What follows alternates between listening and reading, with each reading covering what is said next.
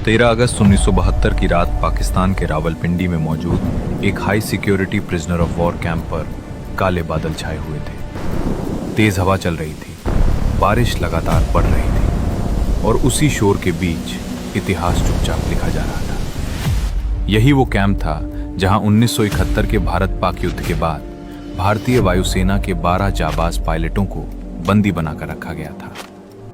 चारों तरफ ऊंची दीवारें थीं, ऊपर कंटीले तार लगे थे, हर कोने पर हथियारबंद गार्ड तैनात थे और सुरक्षा ऐसी थी कि कोई सोच भी नहीं सकता था कि यहां से कोई जिंदा बाहर निकल पाएगा। लेकिन उसी रात इस नामुमकिन लगने वाली जगह से 3 भारतीय पायलट आजादी की तरफ कदम बढ़ाने वाले थे। इस कहानी की शुरुआत दिसंबर 1971 के युद्ध से होती है। उस समय भारत और पाकिस्तान के बीच भीषण जंग चल रही थी। जमीन पर भारतीय सेना पाकिस्तान को पीछे धकेल रही थी, लेकिन आसमान में हालात बेहद खतरनाक थे। पाकिस्तान के जफरवाल सेक्टर के पास बना एक वॉच टावर भारतीय सेना और वायुसेना के लिए बड़ी परेशानी बन चुका था।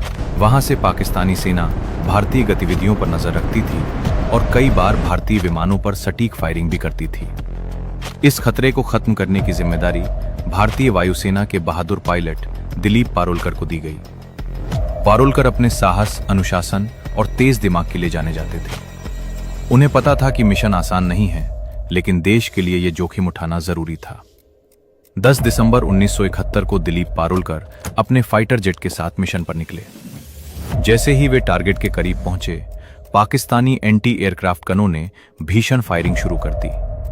गोलियां सीधे उनके विमान की तरफ आ रही थीं। कुछ ही पलों में उनका जेट बुरी तरह क्षतिग्रस्त हो गया। अब उनके पास सिर्फ एक रास्ता बचा था, इजेक्ट करना। उन्होंने अपनी जान बचाने के लिए इजेक्ट किया, लेकिन किस्मत ने उन्हें दुश्मन की जमीन पर उतारा। जमीन पर उतरते समय वे पहले से घायल थे। दर्द से जूझते हुए वे खुद को संभाल ही रहे थे कि आसपास के लोग जमा होने लगे। कुछ ही देर में भीड़ ने उन्हें घेर लिया। लोग दुश्मन दुश्मन चिल्लाने लगे। उनका सामान छीना गया और उन पर हमला कर दिया गया। मारपीट इतनी ज्यादा हुई कि पारोलकर वहीं बेहोश हो गए। अगर कुछ देर और हो जाती तो शायद भीड़ उन्हें मार डालती, लेकिन तभी पाकिस्तानी सैनिक वहां पहुंच गए। सैनिकों ने भीड़ को हटाया और कहा कि यह जिंदा हमारे ज्यादा काम का है। इस तरह पारोलकर मौत के मुंह से तो बच गए, लेकिन अब वे दुश्मन की कैद में थे। जब उन्हें होश आया तो उन्होंने खुद को एक अंधेरी, तंग और सीलन भरी कोठरी में बंद पाया। सामने एक पाकिस्तानी अधिकारी खड़ा था। उसने कागज और पेंसिल उनकी तरफ बढ़ाते हुए आदेश दिया कि आदमपुर एयरबेस का नक्शा बनाओ। आदमपुर एयरबेस भारतीय वायुसेना का एक बेहद अहम ठिकाना था। पारोलकर ने तुरंत मना कर दिया। इसके बाद उन पर लगातार दबाव डाला गया और टॉर्चर शुरू हुआ। आखिरकार भारी दबाव में उन्होंने नक्शा बना दिया। पाकिस्तानी अधिकारी खुश हो गया, लेकिन कुछ देर बाद गुस्से में वापस लौटा। वजह यह थी कि पारोलकर ने आदमपुर एयरबेस का नहीं, बल्कि मुंबई एयरपोर्ट का नक्शा बना दिया था। ये उनकी सूझबूझ और हिम्मत का शानदार उदाहरण था।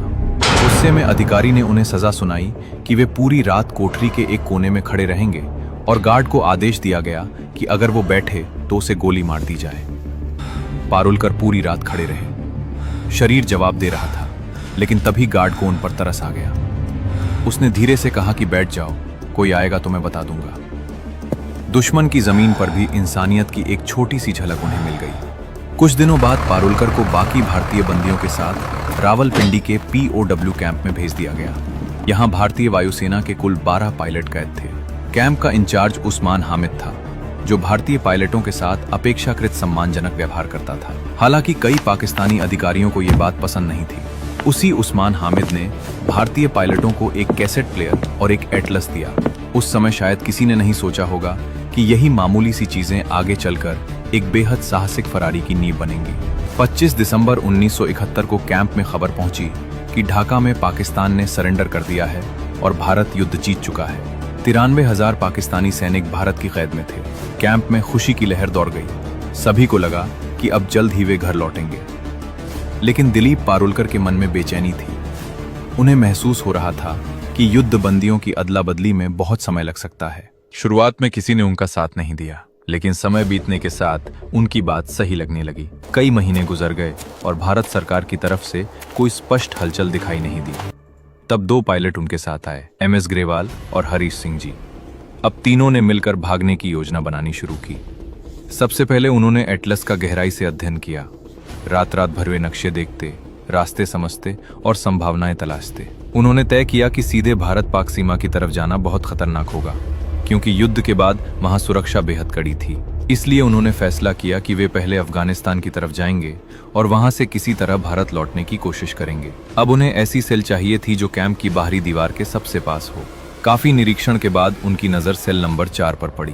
धीरे धीरे गार्ड्स के साथ व्यवहार और पहचान का फायदा उठाकर वे तीनों उस सेल में शिफ्ट हो गए। उस सेल में पहले से एक और भारतीय पायलट विद्याधर शंकर चाटी मौजूद थे। वे खुद भागने के प्लान में शामिल नहीं हुए, लेकिन उन्होंने इन तीनों की मदद करने का फैसला किया। अब सबसे बड़ी चुनौती थी 18 इंच मोटी दीवार में सुराख करना। बिना औजार के ये असंभव सा काम था, लेकिन किसी तरह उन्होंने एक कैंची और एक स्क्रू ड्राइवर हासिल कर लिया। इसके बाद हर रात ठीक 12 बजे से 1 बजे तक बेड के नीचे छिपकर काम शुरू होता। एक आदमी दीवार को रेतता, बाकी पहरा देते। दीवार से निकलने वाली मिट्टी और सीमेंट को बेड के नीचे छिपा दिया जाता। गार्ड्स की उन्होंने सेल के अंदर लगे बल्ब का फ्यूज भी उड़ा दिया, ताकि अंदर साफ दिखाई न दे। एक रात खतरा बहुत करीब आ गया। एक गार्ड ने झांक कर देखा और उसे लगा कि सेल में सिर्फ 3 पायलट हैं, जबकि उस समय हरीश सिंह जी बेड के नीचे थे। गार्ड शक में इंचार्ज उस्मान हामिद को बुलाने दौड़ा। उसी पल हरीश सिंह जी चुपचाप बाहर निकले और लेट गए। जब उस्मान हामिद आया तो उसने चारों को देखा और गार्ड को ही डांट दिया। उस रात अगर थोड़ी सी भी चूक हो जाती तो पूरी योजना वहीं खत्म हो सकती थी। धीरे धीरे दीवार में इतना बड़ा छेद बन गया कि उसमें से एक इंसान निकल सके। आखिरी परत, जो सिर्फ प्लास्टर की थी, जानबूझकर छोड़ी गई ताकि भागने वाली रात उसे आसानी से तोड़ा जा सके। इसी दौरान तीनों ने बाहर निकलने के बाद की तैयारी भी की। हर कैदी को हर महीने कुछ पैसे मिलते थे। उन्हीं पैसों से तीनों ने ड्राई फ्रूट्स, कंडेंस्ड मिल्क और जरूरी सामान इकट्ठा किया। दिशा पहचानने के लिए उन्होंने कैसेट प्लेयर के मैग्नेट और कपड़े सिलने वाली सुई से एक जुगाड़ू कंपास बनाया। घर से मिले कपड़ों का इस्तेमाल कर जेल के दर्जी को पैसे देकर उन्होंने अपने लिए पठानी सूट सिलवाए, ताकि बाहर निकलने के बाद आम लोगों में घुल मिल सके। अब सब कुछ तैयार था, बस इंतजार था एक सही रात का। आखिरकार 13 अगस्त 1972 की वो रात आ गई। आसमान में काले बादल थे, तेज हवा चल रही थी और थोड़ी ही देर में मूसलाधार बारिश शुरू हो गई। यही वो मौका था जिसका इन तीनों ने महीनों इंतजार किया था। उन्होंने अपने पठानी सूट पहने, ड्राई फ्रूट्स, कंडेंस्ड मिल्क, जुगाड़ से बना कंपास और थोड़े पैसे अपने पास रखे। जाने से पहले उन्होंने अपने साथी विद्याधर शंकर चाटी को गले लगाया। फिर पारुलकर ने दीवार की आखिरी प्लास्टर परत को धीरे धीरे तोड़ा। बारिश की आवाज ने हर हलचल को छिपा लिया। एक एक करके तीनों उस संकरे छेद से बाहर निकल आए। बाहर आते ही उन्होंने देखा कि दीवार के पास ही एक पाकिस्तानी गार्ड चारपाई पर सो रहा है। एक छोटी सी चूक सब कुछ बर्बाद कर सकती थी, लेकिन तीनों बिना समय गवाए बाहरी दीवार की तरफ भागे। कपड़ों को बांधकर रस्सी बनाई, उसे ऊपर फेंका और कंटीले तारों के पार अटका दिया। पहले पारुलकर, फिर ग्रेवाल और आखिर में हरीश सिंह जी दीवार पार करके दूसरी तरफ उतर गए। वे अब जेल से बाहर थे, लेकिन असली चुनौती अब शुरू हुई थी। तीनों तेजी से भागते हुए बस स्टैंड पहुंचे और किस्मत से उन्हें पेशावर जाने वाली बस मिल गई। पूरी रात सफर करने के बाद सुबह करीब 6 बजे वे पेशावर पहुंचे। अब सबसे बड़ा खतरा पहचान का था। अगर किसी ने उनसे कलमा पढ़ने को कहा या मेडिकल जांच हुई तो वे तुरंत पकड़े जाते। इसलिए उन्होंने फैसला किया कि वे खुद को क्रिश्चियन बताएंगे। पेशावर से उन्होंने एक और लोकल बस ली और सुबह करीब 9:30 पर लंडी कोटल पहुंच गए। उधर उसी समय रावलपिंडी कैंप में हड़कंप मच चुका था। जब गार्ड्स ने सेल में बना बड़ा सुराख देखा तो कुछ पल के लिए सबके होश उड़ गए। इतनी कड़ी सुरक्षा के बावजूद 3 भारतीय पायलट फरार हो चुके थे।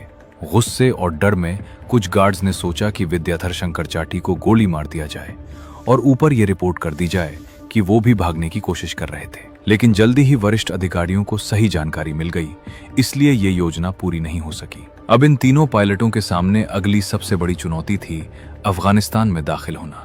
तोरखम बॉर्डर वहां से सिर्फ 5 किलोमीटर दूर था, लेकिन उन्हें रास्ता ठीक से पता नहीं था। एटलस में उन्होंने लंडी खाना रेलवे स्टेशन नाम की जगह देखी थी।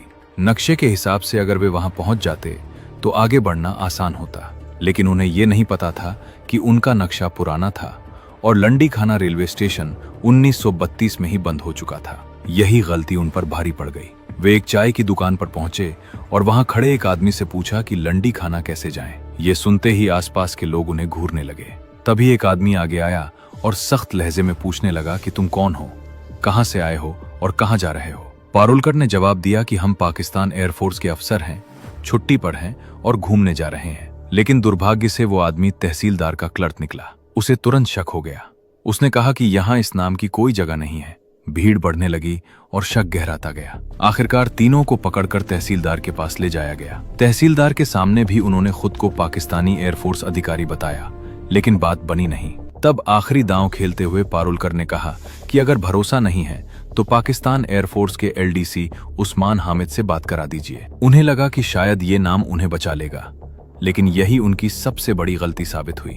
तहसीलदार ने तुरंत उस्मान हामिद को फोन कर दिया और दिलीप से बात करवाई। जैसे ही उसने आवाज सुनी, उसे समझ आ गया कि ये वही 3 भारतीय पायलट हैं जो रावलपिंडी कैंप से भागे हैं। उसने तहसीलदार से कहा कि ये हमारे लोग हैं, हमारे सिपाही पहुंचने तक इन्हें सुरक्षित रखा जाए। कुछ घंटों बाद पाकिस्तानी सैनिक आए और तीनों को दोबारा गिरफ्तार कर लिया गया। रावलपिंडी वापस लाकर इन तीनों को 30 दिन की सॉलिटरी कन्फाइनमेंट की सजा दी गई। इसके बाद सभी भारतीय पायलटों को रावलपिंडी से हटाकर दूसरी जेल भेज दिया गया, जहां 500 से ज्यादा भारतीय युद्ध बंदी रखे गए थे।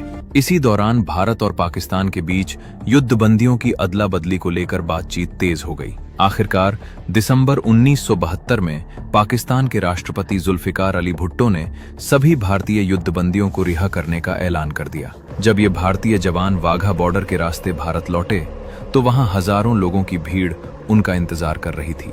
हाथों में तिरंगा था, नारों की गूंज थी, आंखों में आंसू थे और चेहरों पर गर्व था। ये कहानी सिर्फ एक जेल से भागने की कोशिश की नहीं है। ये कहानी है हौसले की, धैर्य की, दिमाग की और उस जज्बे की जो सलाखों के पीछे भी आजाद रहना जानता है। दिलीप पारुलकर, MS ग्रेवाल और हरीश सिंह जी भले ही आखिरकार फिर से पकड़ लिए गए, लेकिन उन्होंने ये साबित कर दिया कि कैद शरीर को रोका जा सकता है, इरादों को नहीं। रावलपिंडी की वे दीवारें शायद आज भी उस रात को याद करती होंगी जब 3 भारतीय पायलट